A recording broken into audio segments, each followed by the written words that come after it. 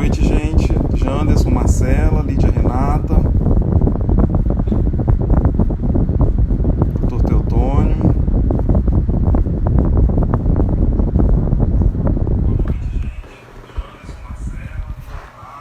Tô só tentando fixar aqui o comentário, gente, só um instante.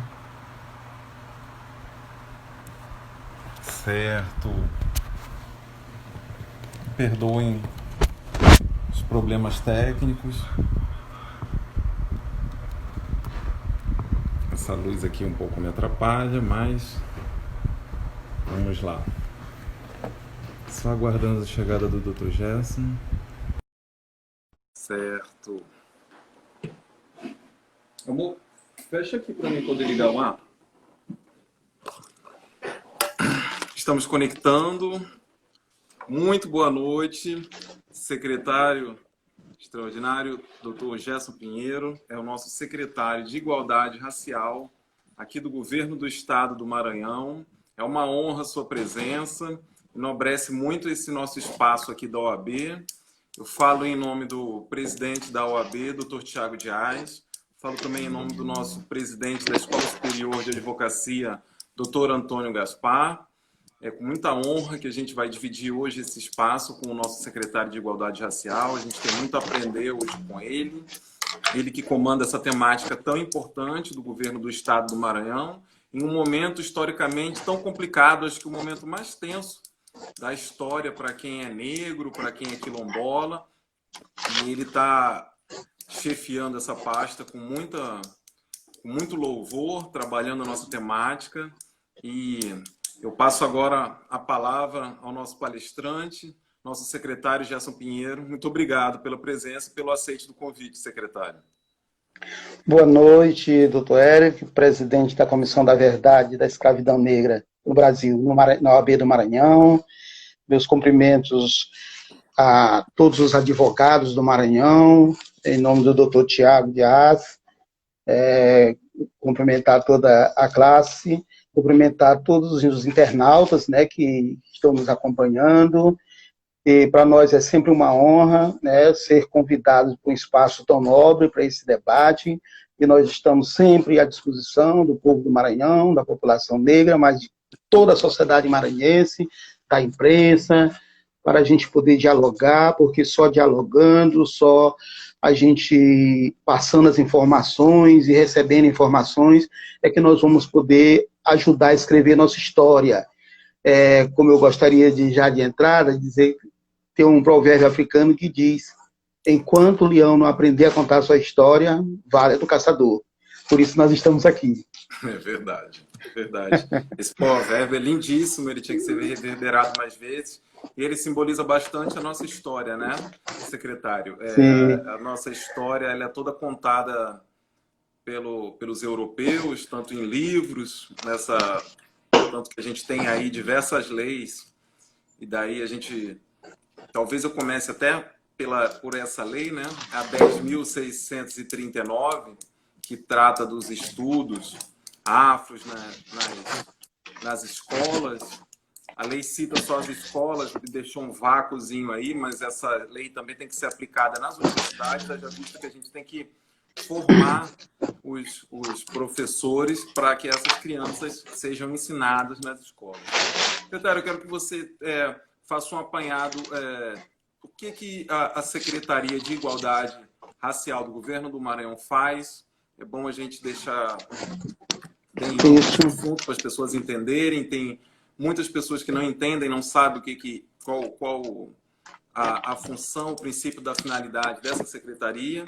E daí eu quero que você discorra também sobre os eventos atuais da secretaria. Depois a gente entra em outros assuntos. Passo a palavra. Pois não.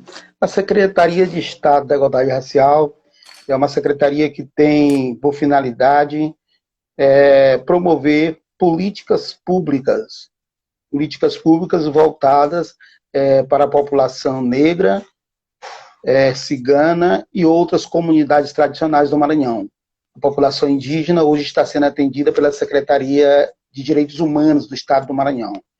Então, é a partir dessa missão da Secretaria de promover políticas de promover a igualdade, que a gente trabalha tanto com a população negra urbana, e aí localizada nos bairros, principalmente nos bairros da periferia. Eu costumo dizer sobre São Luís, sobre a Ilha do Maranhão, que a população negra, vinda dos quilombos, deu um abraço no centro histórico de São Luís, ocupando os manguezais das margens do Rio Anil e do Rio Bacanga.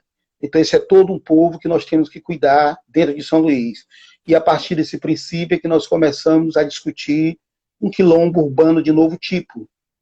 E um quilombo urbano que a gente costuma arriscar a denominar de quilombo transplantado, por conta das suas características. Esse quilombo é a grande liberdade. Então, tratamos dessa negritude urbana, tratamos também da população negra que se encontra nos quilombos rurais. E também daquele que é um outro esteio da existência do povo negro, da resistência, melhor dizendo, do povo negro, que são os terreiros. Quilombos e terreiros é a resistência do povo negro que fez com que nós conseguíssemos dar toda essa caminhada, desde que fomos submetidos à escravidão, trazidos de África para cá, até hoje, quando a gente continua sobre a pressão de classe, sobre a pressão racial, de uma estrutura racista e também de um Estado institucionalmente racista. Então, essa é a nossa tarefa, e tratamos também com as demais comunidades tradicionais do Maranhão, porque a maioria delas, a maioria dos chamados PCTs, povos de comunidades tradicionais, ribeirinhos, mulheres do campo, quebradeiras de coco, ou são indígenas ou são negros. Então, aí está nessa dimensão que está o trabalho da secretaria, e ela é uma secretaria transversal. A partir dessa missão, ela dialoga com todas as secretarias do governo do Estado, e ela dialoga também com a sociedade civil e com os demais poderes, com o parlamento, com o judiciário, então, através desse diálogo com o Ministério Público, com a Defensoria Pública, com a OAB. Então, é a partir desse diálogo que nós construímos o nosso trabalho de resgate da cidadania da população negra. E, para fazer esse trabalho, nós implantamos, desde o convite do governador Flávio Dino, para que a gente fizesse esse trabalho, implantamos 3 grandes programas na secretaria. Um primeiro programa, essa ordem aqui é só para didaticamente, um primeiro Fica programa que nós chamamos de Programa de Fortalecimento Étnico. Ou seja, é um programa voltado justamente para o que a gente começou a falar agora, para fortalecer a pertença, a cidadania, para que o negro consiga transferir para os mais novos os conhecimentos dos seus ancestrais, e consiga também se organizar para exigir o seu lugar na sociedade. O seu lugar na sociedade, o seu lugar em cada espaço. Então, esse programa ele tem projetos como a Lei de Cotas, que foi um projeto que nós fizemos um amplo debate no Maranhão, Lei de Cotas no serviço público, que já se tinha conquistado a Lei de Cotas nos vestibulares, para entrar nas universidades, que agora é o Enem, continua o vestibular só na UEMA, para entrar nas universidades. Já tinha se conquistado a Lei de Cotas para o Executivo Nacional. Então, a partir daí, nós fizemos audiências públicas no Maranhão todo, solicitamos ao governador que enviasse a Assembleia Legislativa, e aprovamos uma lei de cotas. Eu já registro aqui que a lei de cotas do Estado do Maranhão, ela depois de criada a lei de cotas, o governador já criou, através de decreto, a comissão de validação. Então, nós não temos mais aquele problema de o cidadão dizer que é negro e fraudar, e a gente não ter como recorrer à justiça. É claro que fraudes continuam acontecendo, mas nós temos agora o mecanismo de recorrer à justiça, o mecanismo através do decreto que criou essa comissão. Então, essa é muito importante. Outro debate importantíssimo que nós fizemos nesse programa de fortalecimento étnico diz respeito à política de saúde integral da população negra. a política de saúde integral da população negra, que é também uma política nacional, e como nós sabemos, o sistema SUS é um sistema das 3 esferas de governo, e nós não tínhamos no Maranhão. Então, fizemos também um trabalho, através também de audiências públicas, né? A gente sempre trabalha nesse formato, e é também uma determinação do nosso governador Flávio Dino.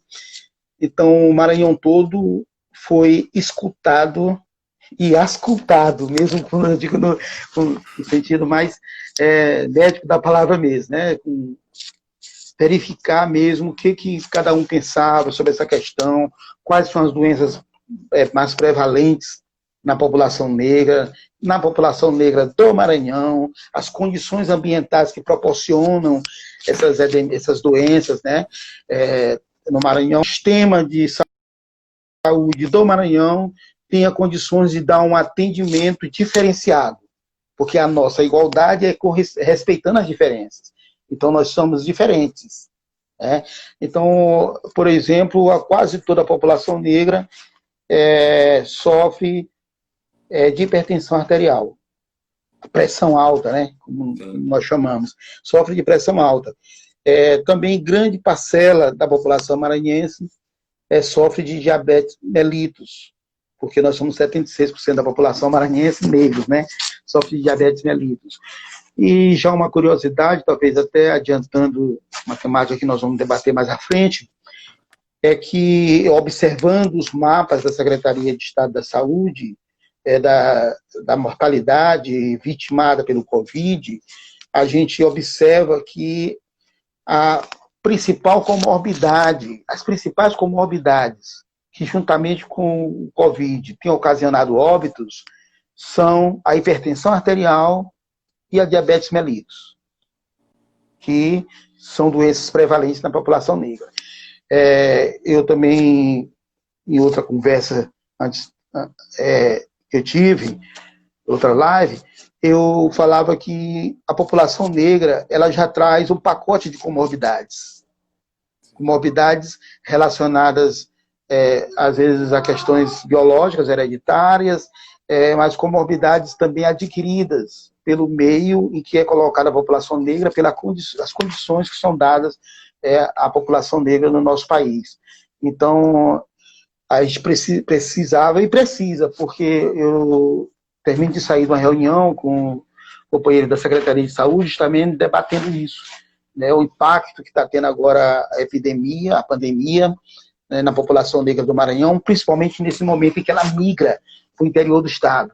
Ela migra para o interior do Estado e ela alcança a população negra de uma maneira avassaladora, por conta desses pressupostos, né, as condições sanitárias.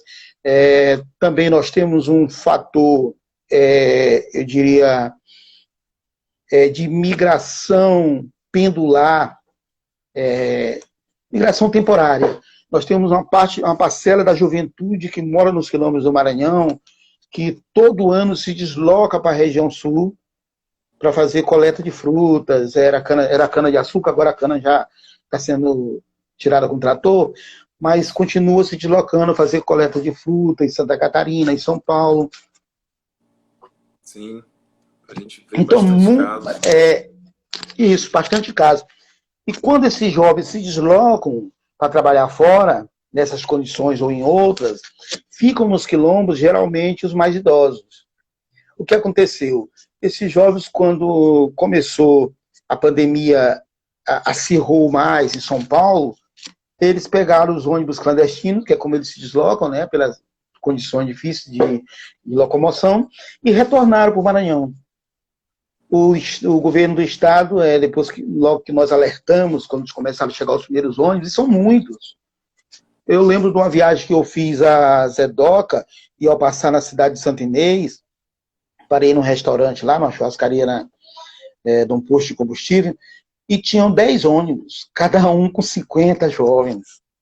Então é isso, são de 10 em 10, então é uma quantidade muito grande de jovens que retornaram, e alguns deles já portadores da Covid. Então, fatores como esse, né, têm feito ocasionar. Então, daí a necessidade de uma política que olhe não só agora, no período da pandemia, mas uma política de saúde que esteja voltado para tratar principalmente da atenção básica. Da atenção básica. Portanto, essa é uma outra política do nosso programa, e são várias as políticas. Nós temos também o Centro de Referência do Trabalho e Igualdade Racial, que funciona no já citado Quilômetro da Liberdade, e ali nós fazemos cursos, né, é uma parceria com a Secretaria do Trabalho, e ali nós fazemos cursos preparatórios para a inclusão de jovens e mulheres negras, jovens negros e mulheres negras no mercado de trabalho, e ali também funciona um cursinho pré-vestibular para a juventude negra melhorar as condições de adentrar, né, nas universidades. Está parado agora, né, por conta da pandemia, mas nós retomaremos. Então, é uma outra ação também desse programa. Esse programa também tem feito várias campanhas, né, e o fortalecimento étnico se dá também nesse momento, nesse período agora de pandemia. Nós temos feito várias palestras, várias conversas, vários encontros, tanto eu como a secretária de Junta Socorro Guterres, como os nossos técnicos. Então, é claro que nós não vamos dizer que ele favoreceu essa comunicação, que a doença favoreceu essa comunicação, mas ela exigiu, ela nos colocou em movimento por conta, né, da necessidade de tentar salvar mais vidas, de tentar buscar caminhos, mas só que esse aprendizado do período de pandemia, ele é um aprendizado que se soma, né, e que vai ficar, para que a gente consiga otimizar mais a forma de fazer, a forma de dialogar, a forma de levar esses programas até a população. Falemos do segundo programa. Tem muita coisa do primeiro ainda que falemos do segundo programa, que é o programa de povos e comunidades de matriz africana. Esse é um programa que trata dos povos de terreiro, né, os povos que mantiveram, né, a religião dos nossos ancestrais, né, que trouxeram de África e do Brasil, ou que a partir dessa cultura ancestral, a partir dos conhecimentos religiosos adquiridos, fundaram, né, novas religiões aqui, mas com essa matriz, com a matriz trazida de África.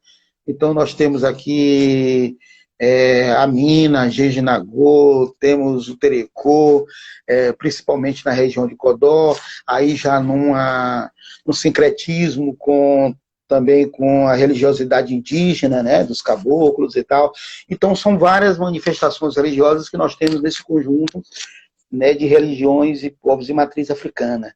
Então, nós temos acompanhado cada terreiro, cada religião, e nós temos técnicos da secretaria, né, que acompanham isso de perto, técnicos que, inclusive, alguns deles são religiosos de matriz africana, então isso facilita também o nosso diálogo, né, com as casas, com os terreiros, e toda uma política voltada para essa questão da exigência de respeito. E nós fizemos uma campanha, que era justamente esse o lema da campanha, né, o respeito à religiosidade é caminho para a igualdade.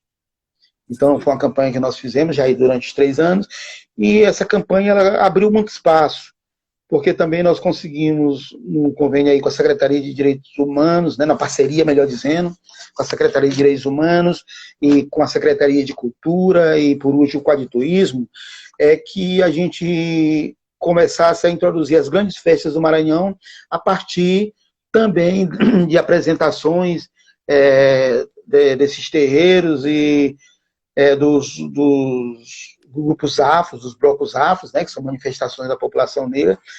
E assim foi o último carnaval, né, onde foi feito o banho de axé, né, do circuito da Avenida Beira-Mar, pelos terreiros e pelos blocos afros. Então isso é uma forma de fortalecer, de visibilizar, de respeitar, né, a cultura e a religiosidade de um povo.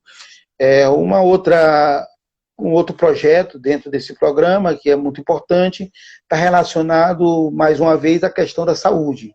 Falamos ainda agora da saúde nos quilômetros e agora da saúde nos terreiros. Enxergar o terreiro, enxergar a benzedeira, enxergar os mais velhos, negros e negras, conhecedores, né, de da medicina, né, da medicina tradicional, através de fitoterapêuticos, do fortalecimento também da crença, que tem mantido, enquanto o Estado não chega, enquanto a mão do Estado não chega, é a porta de recepção na questão da saúde da população negra, tanto do entorno das grandes cidades, como das comunidades quilombolas do interior. Então, é um programa muito importante, e seguindo o roteiro do Farmácia Viva, que gera uma parceria estabelecida pelo Estado com a Universidade Federal do Maranhão, através da farmácia, né, da doutora Terezinha Rego e da doutora Kaline. Então, nós criamos o projeto Minha Folha, Minha Cura. O projeto Minha Folha, Minha Cura, que é, vamos dizer assim, a farmácia viva da população negra. Então, a partir daí, nós estamos discutindo já a troca de raízes, de medicamentos, de informações, de plantas, o estudo científico, né, dessas substâncias, desses vegetais, dos xaropes feitos, dos banhos, Então, tudo isso está passando por um estudo científico feito na Universidade Federal do Maranhão, e o nosso objetivo é que, num futuro bem próximo, os médicos possam receitar, né, tranquilamente, autorizado pela Anvisa, tudo bonitinho, os medicamentos oriundos, né, dos povos de comunidades tradicionais e matriz africana, dos fitoterapêuticos. Então, esse é o caminho que nós estamos trilhando, através desse programa, e é um programa bastante promissor, e que carece, né, ser mais conhecido, carece também de ajuda da iniciativa privada, ajuda dos vários grupos organizados, da sociedade civil, para que a gente consiga avançar. Porque ao lado desse programa também, voltado para medicamentos, nós temos um programa voltado para sementes crioulas, aí dentro dos quilombos, né, eu vou falar ainda do programa Maranhão Quilombola, mas dentro dos quilombos. Então, é uma forma também da gente manter a cultura, da gente avançar, né, com esses conhecimentos. Esse trabalho é lindíssimo, né? O título, Minha Folha, Minha Cura, também é fantástico. Minha Folha, Minha Cura. Parabéns, muito legal. Legal. Secretário, a gente vai continuar esse papo, você já especificou bastante aí para todos que estão presentes, nossos amigos advogados, todas as pessoas que estão presentes. Teve só uma perguntinha aqui que eu vou repassar para você responder. Opa! Rapidamente. Deixa eu achar aqui rapidinho. Só um instante. Quero agradecer a nossa conselheira federal e presidente da doutora Carolina Nunes, que está presente. Muito obrigado. O Teotônio, parabéns, doutor Gerson Lindoso, pelo amplo catálogo de ações na promoção de igualdade racial. E a primeira pergunta, nobre secretário, que veio existe algum projeto ou algo voltado específico para a saúde da população quilombola? Passo a palavra, você pode... A saúde da população quilombola, ela é tratada no âmbito da política de saúde da população negra. Então, ela é um setor, né, da saúde integral da população negra. Mas nesse momento de enfrentamento à pandemia, eu falei ainda agora, eu terminei de sair da reunião com a saúde, com a Secretaria de Saúde, era justamente estabelecendo diretrizes de atuação. É importante a gente saber que no sistema SUS, a porta de entrada do sistema, ela não é no Estado, ela é competência do município. É o município que tem as unidades de saúde básica. Mesmo assim, o Estado do Maranhão, em todas as áreas da saúde, e nessa também, está fazendo um esforço tanto para orientar essa ação nos municípios, como para fortalecer essa ação. Portanto, o que é que nós levamos à Secretaria de Saúde? Que, a partir da informação vinda dos quilombos, e nós temos uma rede de secretarias e órgãos municipais que tratam, né, da população negra nos municípios do continente, e a partir dessas informações nós vamos subsidiar a Secretaria de Saúde para que ela tenha uma intervenção naqueles locais em que se tiver condições mais agravadas.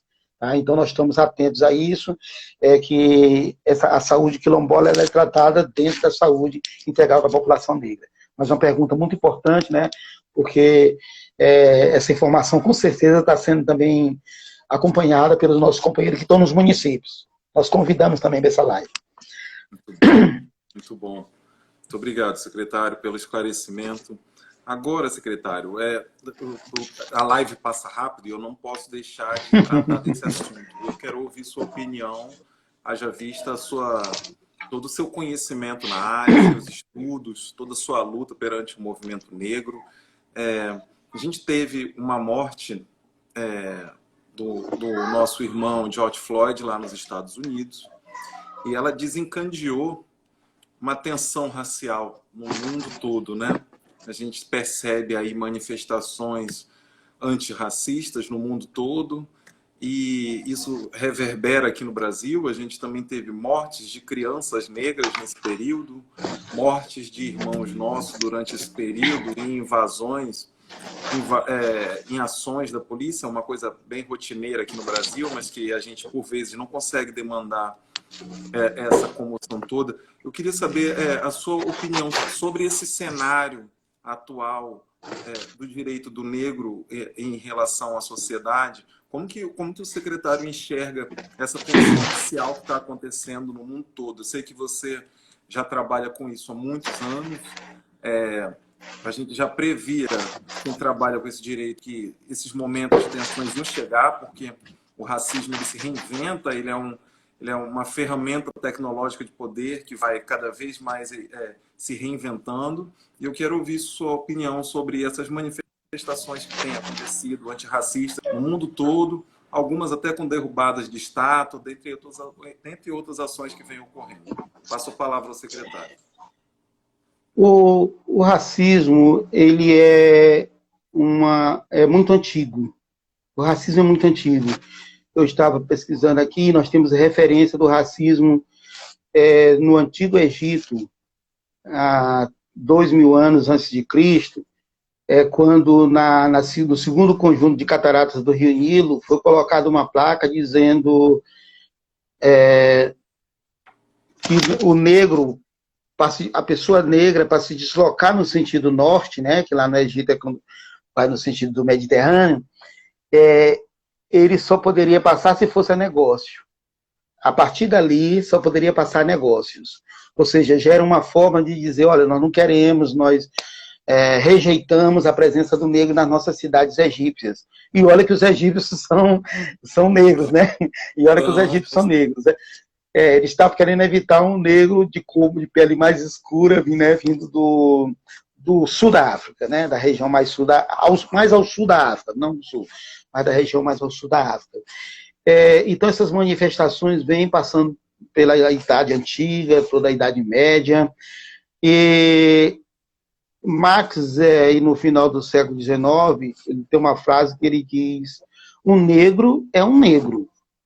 Sob determinadas condições, é que ele se torna escravo.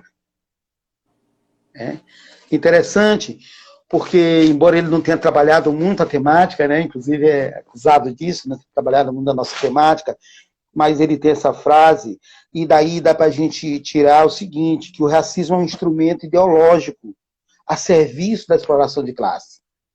Há um imbricamento.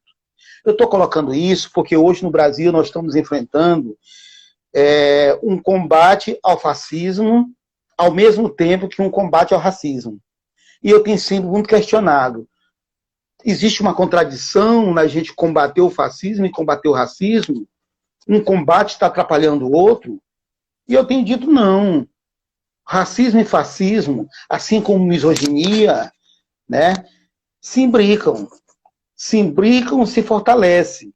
Um bebe, né, na água do outro. A classe opressora, ela busca a distinção de classe, a distinção de raça e etnia, para aumentar a exploração. A de raça, etnia e a de gênero, melhor dizendo, para aumentar a exploração, para explorar mais, né? Aí é que a gente também... manter privilégios, né, secretário? Manter privilégios. Né? E Clóvis Moura, ele, quando trata disso, né, ele já coloca que, né, nós temos um modelo cívico-cultural racista. é que o Brasil, em pleno desenvolvimento do capitalismo, eu digo pleno, mas é assim, no capitalismo, antes da Revolução Capitalista, mas já se construindo,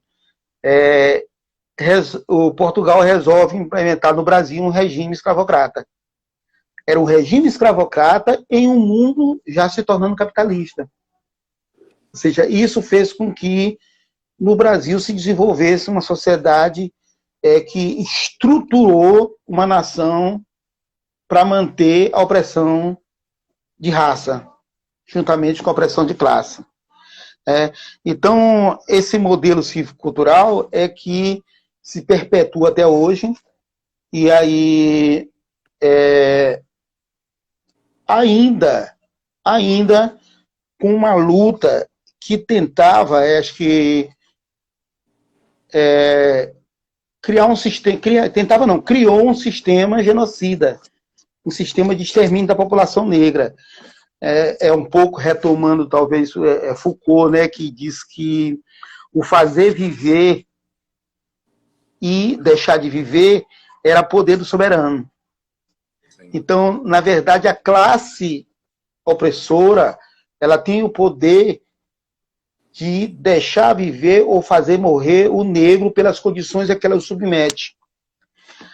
Aí que quando a gente discute, né, nesse aspecto, a morte do George Floyd, e discute a morte do João Pedro, do Miguel, né, no Brasil, são ambas resultados de um sistema opressor que mata, que elimina o negro.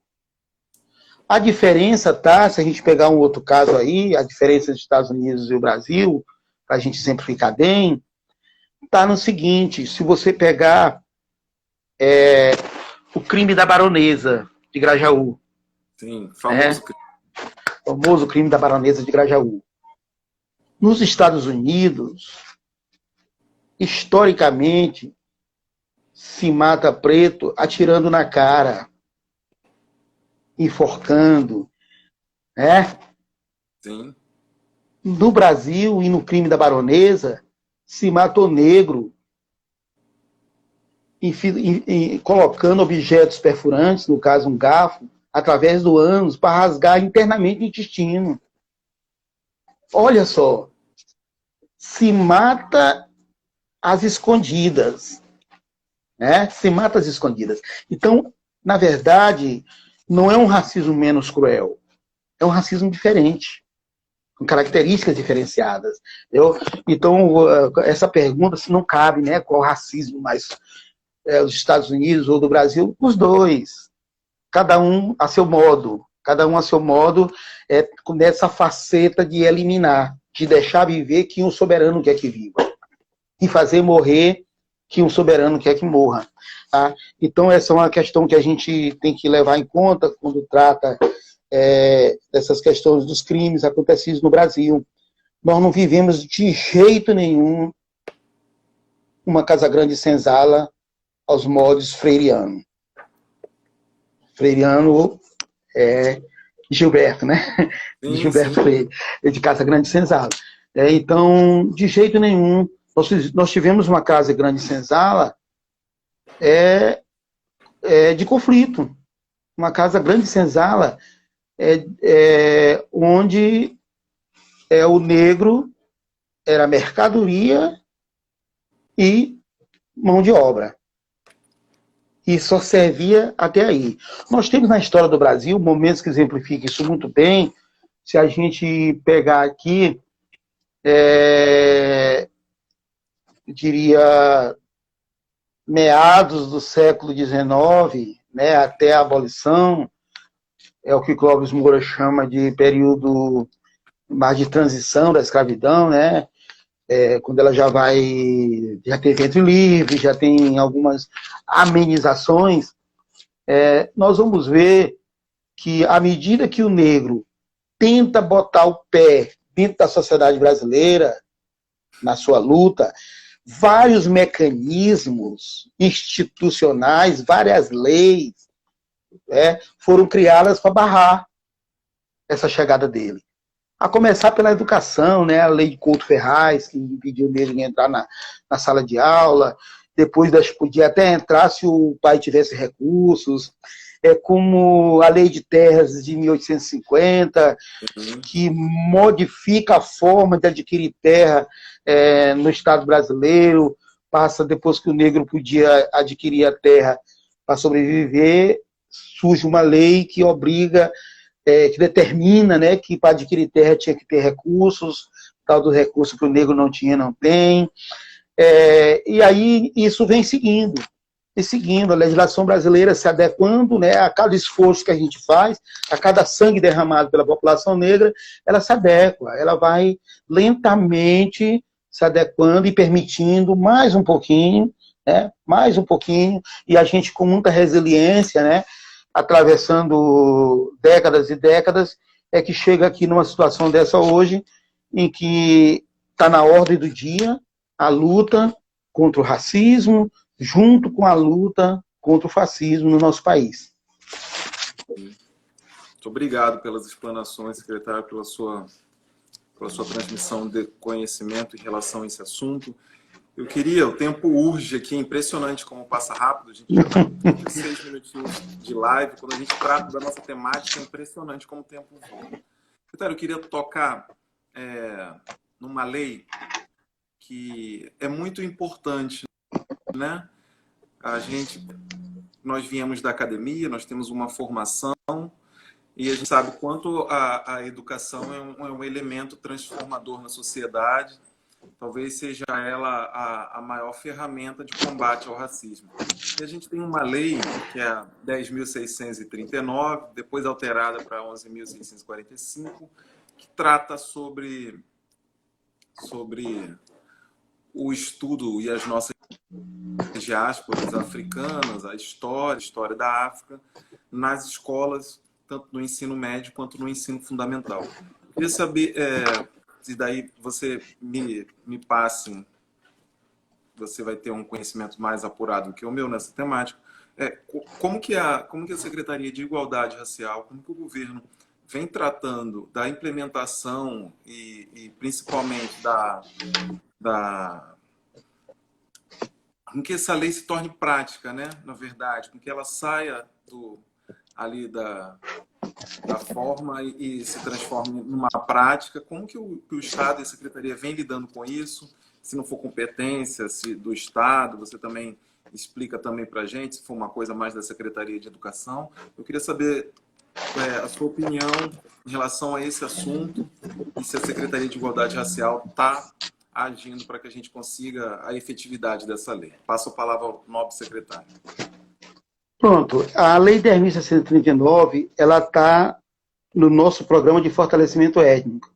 Falei que tinha muita coisa que a gente não tinha tratado lá no começo. Ela está dentro do nosso programa de fortalecimento étnico. E como várias outras legislações, nós chegamos à Secretaria de Igualdade Racial e tivemos a necessidade de buscar para o Maranhão a legislação que já era empregada em nível nacional. Então, começamos esse debate e junto à Secretaria de Educação, que é uma tarefa da Secretaria de Educação, mas é nossa também, foi a nossa transversalidade, porque nós aqui representamos, né, o nosso povo negro e as comunidades tradicionais. E fizemos uma proposta de adequação das referências curriculares. Essa proposta ela já vem sendo parcialmente utilizada, o Estado vem se adequando a ela, tanto através da ampliação das escolas quilombolas, né, como do incentivo aos municípios para a implantação de escolas quilombolas no ensino fundamental, porque o papel do Estado é no ensino médio, no ensino fundamental, e houve mudança em nível nacional sobre os parâmetros curriculares, que aí o Estado agora ele tem que discutir as referências a partir dos parâmetros nacionais, claro. Então, esse documento foi feito e enviado para o Conselho Estadual da Educação, e eu conversei há 5 dias com uma membro do Conselho, e ela me informou que na próxima reunião do Conselho, ele deve estar pondo em votação já, eles já fizeram, né, toda a elaboração complementar a partir da proposta que nós fizemos, e deve ser aprovada já as referências curriculares para o ensino da cultura e da história da África e afro-brasileira nas escolas de ensino médio do estado do Maranhão.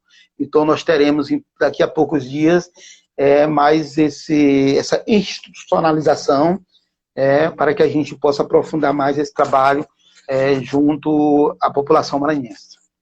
Excelente. Muito obrigado, secretário, pelo esclarecimento. Outra coisa também que as pessoas me perguntam muito, secretário, sobre o combate ao racismo. Eu já vi que você atua, a gente teve até uma reunião, a gente conversou sobre isso, aquela reunião que a gente teve com o governador. A nossa sociedade, ela pode procurar a Secretaria de Igualdade Racial em caso de racismo? Como que vocês lidam se a sociedade denuncia a vocês casos de racismo que estejam acontecendo no estado do Maranhão, seja em qualquer setor da sociedade? Como é que vocês lidam com esse assunto e como que a sociedade pode ter o apoio, apesar de ser uma competência, um crime, as pessoas têm que procurar a polícia, obviamente, mas eu queria saber como que está sendo tratada essa temática no combate a esse tipo de crime, descrito na Lei 7716, que depois teve uma alteração e que foi implantado somente 31 anos, né? O racismo antes era uma contravenção penal, contravenção. Arinos, né? Então eu quero ouvir do nobre secretário como que está sendo feito esse combate a esse tipo de crime, se a Secretaria de Igualdade Racial age em determinados casos. Sim, a Secretaria de Igualdade Racial é porta de entrada para esse debate, para essas questões. E foi aí que nós solicitamos ao governador e já está em funcionamento. Alô? Tá ouvindo? Ah, tá. Deu uma piscada. E já está em funcionamento a Delegacia de Combate aos Crimes de Racismo, Delitos de Intolerância e Conflitos Agrários, em terras quilombolas. Então, hoje nós temos essa delegacia já implantada, ela não tinha prédio para funcionar, então eu saí do meu gabinete, fui para outra sala, e ela funciona onde era o gabinete do secretário da CI. Está lá o doutor Aguinaldo, que já era delegado de conflitos agrários, acumulou também o combate ao racismo e aos delitos de intolerância religiosa. Então, quaisquer crimes ou delitos nessa área, a porta é a delegacia, que funciona, lá no mesmo prédio da Secretaria de Igualdade Racial, nos altos do Bradesco, ali na Praça Pedro II mesmo. Então, pode ser procurado, doutor Aguinaldo e toda a sua equipe lá. Mas também, se você não estiver em São Luís e não tiver acesso à delegacia especializada, você pode procurar quaisquer delegacias no interior do estado, e ali você será orientado. Nós temos conversado com o doutor Jefferson Portela e o próprio doutor Aguinaldo tem conversado com os colegas, que também, se você chegar ao delegado e ele tiver poucas informações sobre a questão, você que foi vítima de um crime desse, você pode solicitar ao delegado, avisá-lo, às vezes ele não sabe também, que tem uma delegacia especializada e que o colega dele aqui em São Luís está à disposição para orientar. Então, na verdade, é uma delegacia que, por enquanto, é só uma, mas ela serve como centro de orientação, de informação para todo o sistema de delegacias do estado do Maranhão. Então, tem sido feito esse trabalho, nós temos acompanhado. Também, quando o cidadão chega à delegacia, que faz essa denúncia, geralmente o doutor Aguinaldo também encaminha ele à secretaria, para que a gente, ao mesmo tempo que a segurança pública dá o tratamento da questão da justiça e tal, nós possamos também estar discutindo o fortalecimento desse companheiro, da comunidade que ele faz parte, acompanhando e também colocando isso nas nossas informações de estatística para que a gente possa se armar cada vez mais dessa luta. Então, podem contar com o Estado, pode fazer a denúncia tanto para a delegacia como para as ouvidorias, aí todas as ouvidorias do Estado, tem uma ouvidoria de igualdade racial, direitos humanos e juventude, que funciona na Secretaria de Estado dos Direitos Humanos. Você pode entrar nas páginas da Secretaria de Igualdade Racial, pode entrar na da Direitos Humanos também, que você vai encontrar links, né, para acessar essa política. Muito obrigado, secretário, pelo esclarecimento. Você tem razão, a gente até se encontrou algumas vezes lá, eu já tive tratando alguns clientes lá na secretaria. O doutor Aguinaldo Timóteo faz um trabalho de excelência, trata a todos com muito carinho, muito receptivo. Ele teve até agora doente, né, com Covid, eu tive acompanhando ele, mas graças a Deus ele venceu essa luta. Eu agradeço aos esclarecimentos. Secretário, uma última perguntinha, a gente está com 46 minutinhos de live, eu faço essa última perguntinha e depois você fica à vontade para fazer qualquer esclarecimento que você deseja. A gente está aqui num momento muito tenso no Maranhão, eu acho que o secretário sabe disso muito bem. A gente tem uma resolução número 11, assinada pelo general Heleno, do Gabinete Aeroespacial, prevendo a remoção de quilombolas, tanto no território quilombola de Alcântara, e a gente também foi surpreendido na semana, 3, 4 semanas atrás, com uma ordem do DENIT de duplicação da BR-135. A gente sabe que a gente precisa da duplicação, é uma necessidade, mas a gente também sabe que é ilegal, é inconstitucional, tanto no direito nacional, no nosso ordenamento jurídico, tanto no direito internacional, qual o Brasil é signatário de tratados internacionais, que prevê também a remoção de quilombolas em Santa Rosa dos Pretos. Eu quero saber o papel da secretaria nesse apoio. Sei que tem aí umas coisas de competência, mas quero também ouvir sua opinião em relação a esses atos do governo federal que estão enxergando os nossos irmãos quilombolas como inimigos, e a gente sabe que não somos inimigos, ao contrário, a solução desse país, por vezes, e eu acredito piamente nisso, está dentro dos nossos quilombos, está dentro dos nossos terreiros. Falta somente conhecimento e boa vontade e políticas públicas, principalmente do governo federal, perante toda essa população remanescente de quilombos, que já tem esse direito nessas áreas há quase 400 anos, nem durante o período da escravidão a gente sofreu tantos apuros em relação à posse desses territórios, como a gente vem sofrendo agora com o governo federal do presidente Bolsonaro, que a gente já previa que ele tinha um discurso de ódio contra os quilombolas, se referia a quilombolas como animais, falando em arroba, mas ele transformou esse discurso de ódio em prática, né? O hate speech, que a gente chama na doutrina jurídica. Daí eu quero ouvir sua opinião em relação a esse tema. A gente tem aí 10 minutinhos para poder falar sobre isso. Você tocou aqui em duas questões muito delicadas, né? Em primeiro lugar, a questão de Alcântara, né? A resolução número 11, né, do tal do Comitê de Desenvolvimento da Política Espacial Brasileira. Nós questionamos, né, imediatamente essa resolução a partir de provocação da sociedade civil, né? Então reunimos com a sociedade civil, nós da Igualdade Racial, Secretaria de Direitos Humanos, e ampliamos com outras secretarias de Estado, e mandamos um questionamento para o governo federal, e a primeira explicação que veio foi que aquilo não era uma decisão, aquilo era um projeto, e que eles voltariam a reunir, e que assim que as decisões fossem tomadas, eles obedeceriam à Convenção 69, da Organização Internacional do Trabalho, que obriga que seja feita, né, a consulta prévia, anteriormente informada, e com participação, inclusive na elaboração da consulta, por parte das comunidades tribais, no caso, as comunidades quilombolas, né, do Maranhão, que se classificam como tal diante da resolução, uma resolução da qual o Brasil é signatário, né, então aí eu não preciso explicar, estou diante de juristas, né, vocês sabem que quando o Brasil se torna signatário, é uma lei, né, para nós também. Sim, então nós temos que obedecer. Força de Constituição, pronto. Então, nessa condição, também, através do Ministério Público, foi questionada e ficou uma decisão de que não se retomaria esse debate antes de vencermos a Covid-19. Então, essa pausa aí, então são duas decisões. Uma é de aguardar a Covid e a outra é que se respeitaria a resolução. Mas o principal em relação a isso, acho que tem duas questões que devem ser esclarecidas também.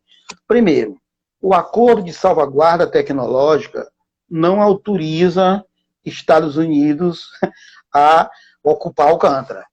E país nenhum. Ele simplesmente permite que se lance a partir de Alcântara artefatos que tenham componentes norte-americanos. E quase todos os artefatos que vão ao espaço no mundo têm componentes norte-americanos. Por isso que, se você quer ter uma base de lançamento, era preciso fazer esse acordo de salvaguarda. Que, diferente da primeira proposta, né, nós conseguimos, através da luta aí, imprimida pela sociedade civil, retirar vários artigos e pontos ali que a tornavam inconstitucional e que criavam uma submissão, né, do Brasil aos Estados Unidos. Isso foi resolvido, então, assinado o acordo de salvaguarda tecnológica, agora passa-se a exploração da base, que os debates que nós temos feito, os quilombolas do Maranhão, o Estado do Maranhão, o movimento social do Maranhão não são contra se explorar uma base de lançamento. O Brasil tem uma base de lançamento e que ela seja em Alcântara. Não.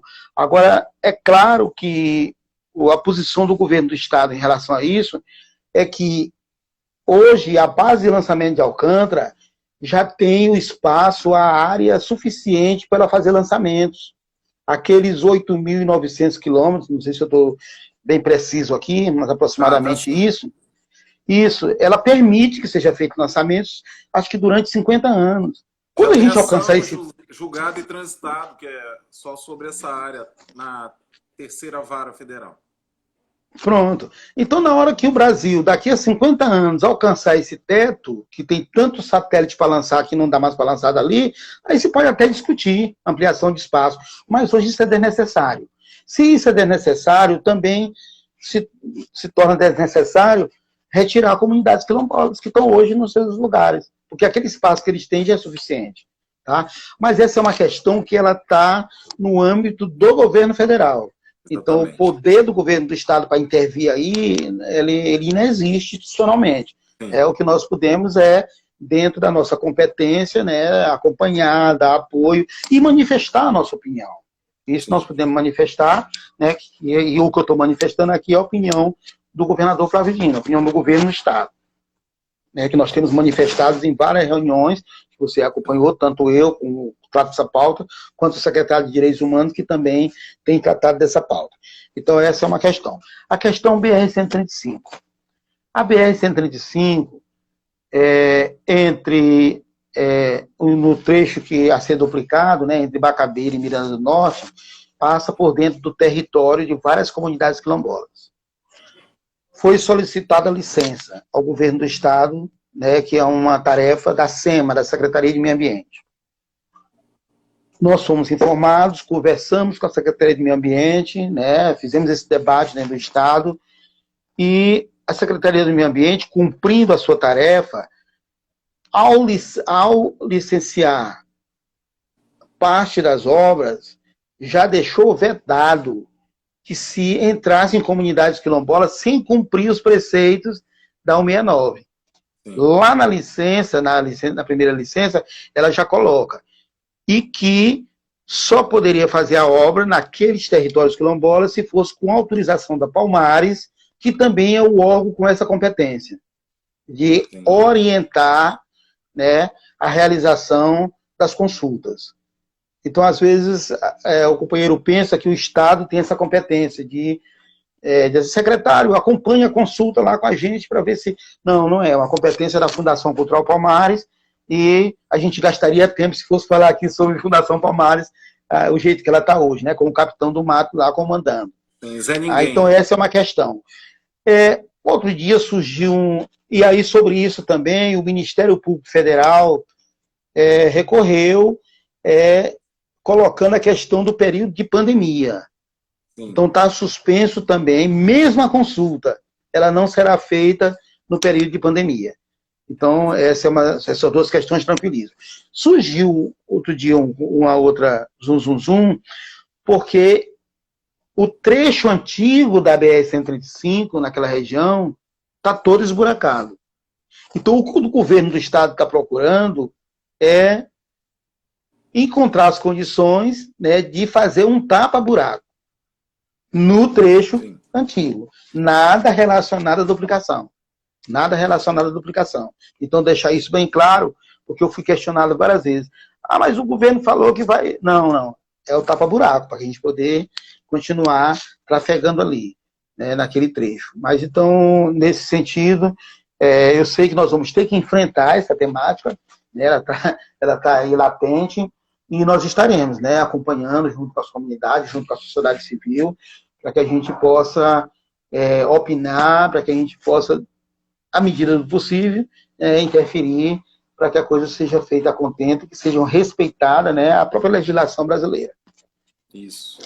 Quando o secretário fala, gente, da OIT, né, 169, da Convenção 169, principalmente do quesito jurídico, as consultas prévias. Não se pode entrar nesses territórios sem fazer qualquer tipo de consulta prévia, sem ouvir a comunidade. Secretário, a gente está pela hora. Eu quero agradecer de coração sua gentileza, sua educação, seu fino trato, sempre com a gente da OAB, sempre muito gentil, sempre muito atencioso. Enobreceu muito esse debate, tirou bastante dúvidas, todos que estão presentes aqui. Essa live vai ficar salva na página da OAB, então todas as pessoas vão poder assistir, tirar essas dúvidas a qualquer momento, essa fala do secretário. E eu agradeço em nome da Comissão da Verdade da Escravidão Negra do Brasil, em nome da OAB, em nome do meu presidente, Tiago Dias, em nome do presidente da Escola Superior de Advocacia, doutor Antônio Gaspar, a sua ilustre presença, a sua vontade de difundir todo o seu conhecimento. A gente sabe o quanto né, durante essa pandemia você deve estar bastante atarefado, não está sendo fácil para nenhum gestor público enfrentar nesse momento a maior crise humanitária do mundo, da sociedade, desde a Segunda Guerra Mundial. Eu desejo sucesso, conheço o seu trabalho, conheço o seu caráter, quero parabenizá-lo de novo por todo esse belo trabalho que você tem realizado frente à Secretaria de Igualdade Racial e em defesa do nosso povo. A gente tem mais aí 1 minuto e 50 para você se despedir. Muito obrigado. Passo a palavra para o secretário para ele dar a palavra final.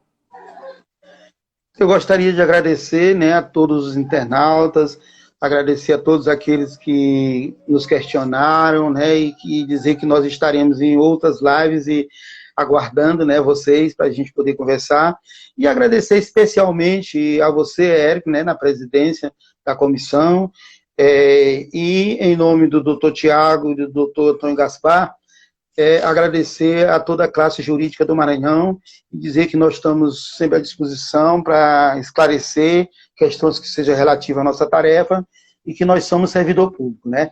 Portanto, mesmo nos momentos difíceis, nós estamos a serviço, e um serviço que nós buscamos sempre fazer com que seja bem prestado e que o nosso patrão, que é o povo do Maranhão, receba, né, o melhor dos serviços, né, que, na verdade, a gente faz enquanto serviço, mas faz também enquanto militante, né, da transformação social, militante de dias melhores, né, e aqui eu gostaria, encerrando, de desejar que a gente saia logo dessa período de pandemia e que todos aqueles que estão doentes consigam se curar, e registrar aqui o meu pesar e a minha tristeza para todas as famílias, né, que perderam seus entes queridos, em especial os nossos irmãos de matriz africana, quilombolas, a população negra do Maranhão. Muito obrigado. Muito obrigado, secretário, mais uma vez. Obrigado, gente. Está encerrado mais uma edição do Diálogos de Plenitude da OAB. A gente volta numa próxima edição. Muito obrigado, secretário. Tenha uma boa noite.